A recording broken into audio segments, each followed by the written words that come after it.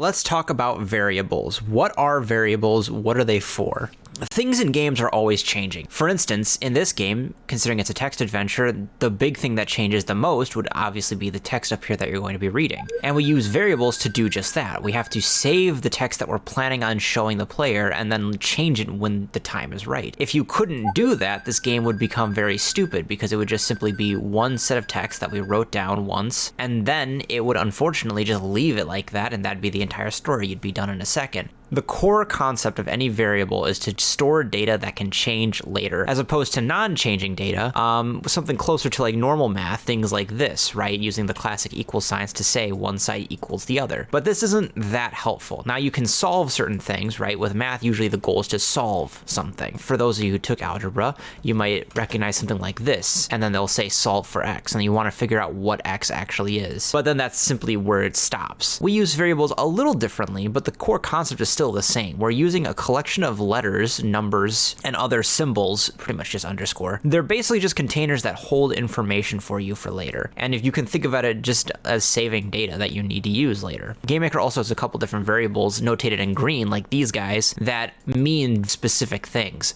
And we can actually change these to show exactly how these can alter the game's code. Because these relate directly to the objects that are in the game, I can go ahead and use these image underscore x scales and y scales to change the size of our nodes. Look how much bigger our node now is, right? Look how massive this thing is. That's because we changed the variable. So although these variables normally are set to 1 and they don't really change, in this particular case now they're set to 3, and you can see how big that actually makes them. For x and y, actually, these are more built-in variables that GameMaker uses.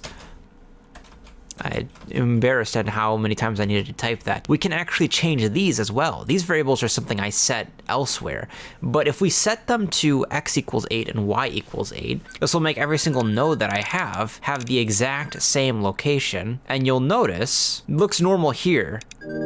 Doesn't look so normal here. When you have a full map all congealed on the exact same point, it suddenly looks very strange. That's the power of variables though, because you can make all kinds of things happen by adjusting what these values actually equal.